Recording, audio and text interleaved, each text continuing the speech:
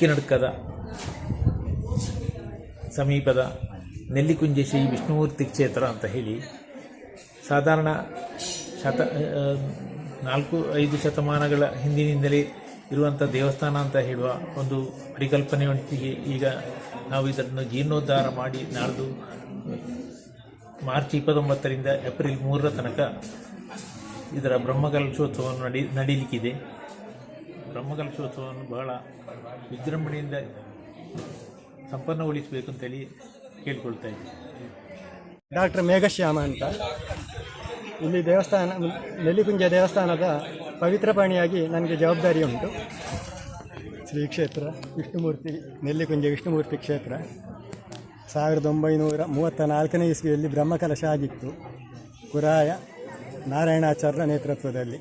ಆನಂತರ ಅದು ನಮ್ಮ ಮನೆಯಲ್ಲಿ ಸಿಕ್ಕಿದ ದಾಖಲೆಯ ಪ್ರಕಾರ ದೇವಸ್ಥಾನದಲ್ಲಿ ನಿತ್ಯ ಪೂಜೆ ಅದು ಇದೆಲ್ಲ ಚೆನ್ನಾಗಿ ನಡೀತಾ ಇತ್ತು.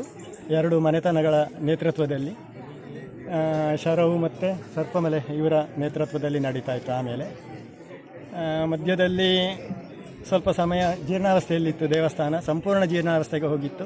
ಅದನ್ನೀಗ ಸಂಪೂರ್ಣವಾಗಿ ಹೊಸ ಶಿಲಾಮಯ ಗರ್ಭಗುಡಿ, ಶಿಲಾಮಯ ತೀರ್ಥಮಂಟಪ, ಸುತ್ತು ಪೌಳಿ ಗೋಪುರ ಇದೆಲ್ಲ ಹೊಸತ್ತಾಗಿ ನಡೆದು ತಾಮ್ರದ ಹೊದಿಕೆ ಇದು ಸಮೇತ ಆಗಿದೆ.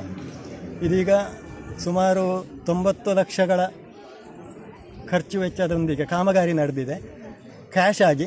ಮತ್ತು ಉದಾರವಾಗಿ ಧನ ಸಹಾಯ ಬಂದದ್ದು, ಉದಾರವಾಗಿ ಇದು ಮರಮಟ್ಟುಗಳ ಉದಾರವಾಗಿ ಬಂದದ್ದು, ಇದನ್ನೆಲ್ಲ ಲೆಕ್ಕ ಹಾಕಿದರೆ ಈಗ ಸುಮಾರು 3 ಕೋಟಿಯ ಕಾಮಗಾರಿ ನಡೆದಿದೆ ಅಂತ ಅಂದಾಜು ಎಲ್ಲರೂ ಹೇಳ್ತಾ ಇದ್ದಾರೆ. ಅಷ್ಟರ ಮಟ್ಟಿಗೆ ಇಲ್ಲಿ ಕೆಲಸ ಆಗಿದೆ ಅಂತೇಳಿ ಹೇಳುವಂಥದ್ದು.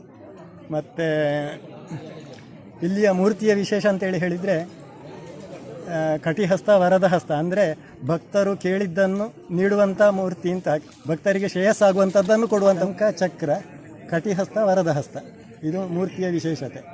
ಇಲ್ಲಿಯ ಶಿಲ್ಪ ಇದು ನೋಡುವಾಗ, ಆನೆಕಲ್ಲು ಇದನ್ನೆಲ್ಲ ನೋಡುವಾಗ ಹೊಯ್ಸಳ ಶಿಲ್ಪದ ಮಾದರಿ, ಅಂದರೆ ಸುಮಾರು 800ರಿಂದ 1000 ವರ್ಷದ ಹಿಂದಿನ ಶಿಲ್ಪಕಲೆ ಇಲ್ಲಿ ಕಾಣ್ತಾ ಉಂಟು. ಮತ್ತು ಇಲ್ಲಿಯ ಈ ಸ್ಥಳ ನೆಲ್ಲಿಕುಂಜೆ ಮತ್ತು ಕೆಡಿಂಜಿ ಇದು ಒಂದೇ ಕುಟುಂಬಕ್ಕೆ ಸಂಬಂಧಪಟ್ಟು ಆಡಳಿತ ಇದು ನಡೆಸ್ಕೊಂಡು ಬಂದಂಥ ಇತಿಹಾಸ ಪೂರ್ವದಲ್ಲಿ. ಅಂದರೆ 1240ರ ಮೊದಲು ನಮ್ಮ ಕುಟುಂಬಗಳು ಇಲ್ಲಿ ಇದ್ದದ್ದಕ್ಕೆ ಮನೆಯಲ್ಲಿ ಸಾಕ್ಷಿಗಳು ಸಿಗ್ತದೆ, ಕೆಲವು ಡಾಕ್ಯುಮೆಂಟ್ಸ್ ಸಿಗ್ತದೆ. ಮತ್ತು ನಾಳ್ದು 29ರಿಂದ ಮಾರ್ಚ್ 29ರಿಂದ ಏಪ್ರಿಲ್ 3ರವರೆಗೆ ಬ್ರಹ್ಮಕಲಶ ಸಮಾರಂಭಗಳು ನಡೀಲಿಕ್ಕಿದೆ.